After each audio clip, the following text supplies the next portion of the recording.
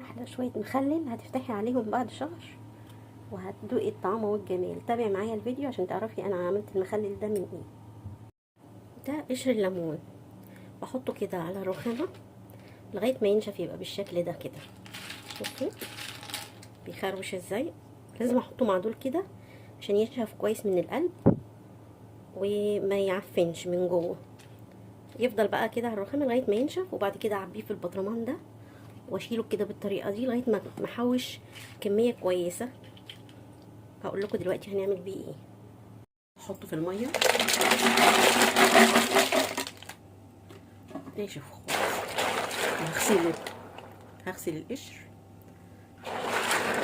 عشان طبعا يكون بقى له فتره على الرخامه، اتعفر جه على اي حاجه هيتغسل كويس. بصوا دي، ده اللي فيها الاسود ده عفن هرميها، فانا هفتش فيه وانا بحطه اصلا بعبيه في البطرمان بفتش بيه فيه، بس لو في حاجه ظهرت قدامك تاني بتشيليها بترميها بقى ملهاش لازمه. هصفيه في طبق كده تكون عيونه واسعه عشان لو في اي تراب او اي حاجه تقع منه. بس عايزه اوريكم حاجه، دي لونها بني مش اسود، دي كان فيها ليمون فنشف فيها كده، فعايزاكي تبقي تفرقي بين اللي لونه اسود قوي يبقى ده عفن، لكن ده لونه بني دي كان فيها ليمون ما كان مش عفن. ده تاني مره كده انا بغسله فيها،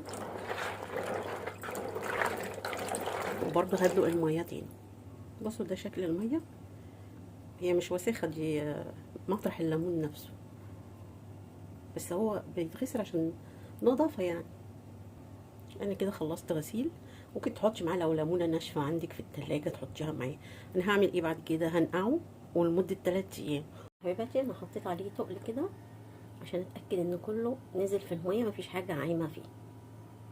بعد ما اتنقع 3 ايام، النهارده 3 يوم، بصوا حجمه بقى عامل ازاي.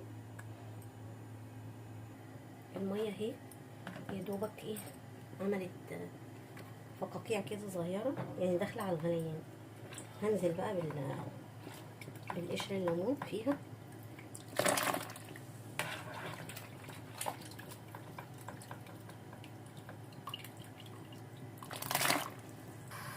اهو حطيت الكميه. هنزل كده القشر في الميه،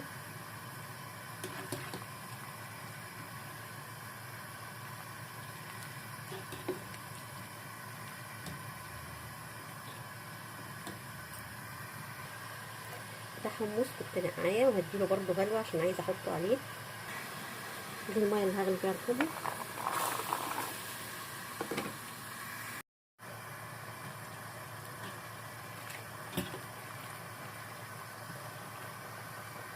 الحمص غلي اهو، وهطفي عليه على طول وهصفي الميه بتاعته.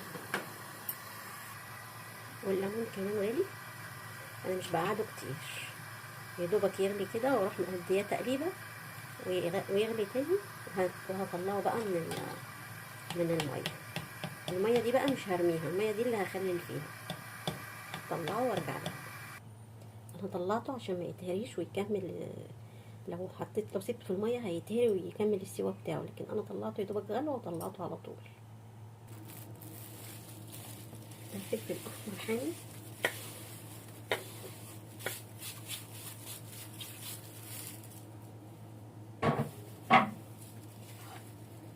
جزر مبشور،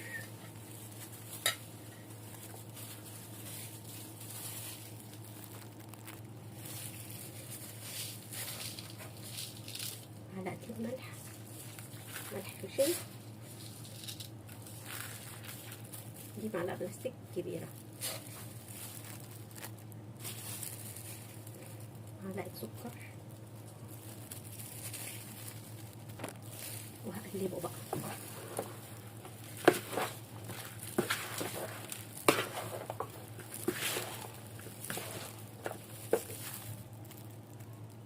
وهعبي بقى البطرمان، بس هحط ايه شويه حمص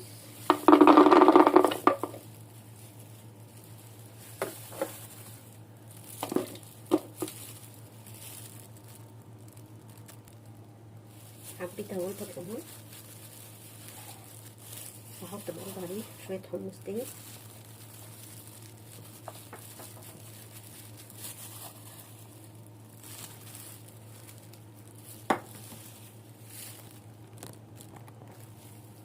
بسم الله ما شاء الله. الكمية اخدت برطمانين. شوية كبر.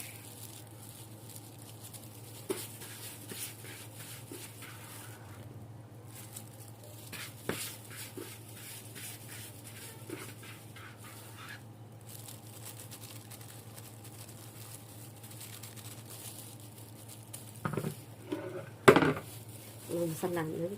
بصوا ما شاء الله، اللهم بارك. بصوا حبايبي، دي الميه اهي. هحط عليها معلقتين ملح برضو كبار، عشان مش عارفه انا بعاير كده، عشان مش عارفه هياخد ملح ميه قد ايه، فباخد من البتاع ومن الميه بتاعته وعاير. هقلب بقى الملح.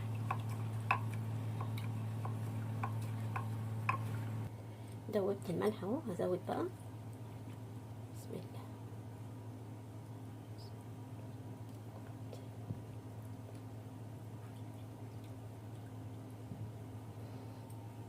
كل ما يحتاج هزود اهو. البطرمان يحتاج ميه تاني، ده معياره نص لتر. وادي معلقتين الملح برضو هدوبهم برضو واحطه على البطرمان. طب لو ما عندكيش الكوبايه المعياريه دي هتعملي ايه؟ عندك شفشق الخلاط في المعايير، هتلاقي مكتوب عليه نص لتر وواحد لتر. تمام اهو اتملى اهو. هنكمل هنحط على التاني بقى. فاللتر هياخد 4 معالق ملح كبار برضو. ده ملح خشن، ملح بحري، مش بيملح قوي. معلقه السكر اللي احنا حطيناها عشان تخليه مقرمش ما يتهريش.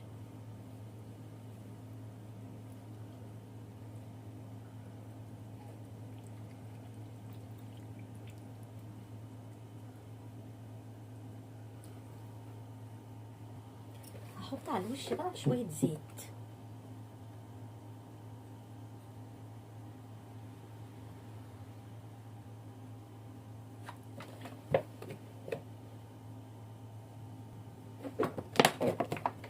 هنا برضو نفس الموضوع.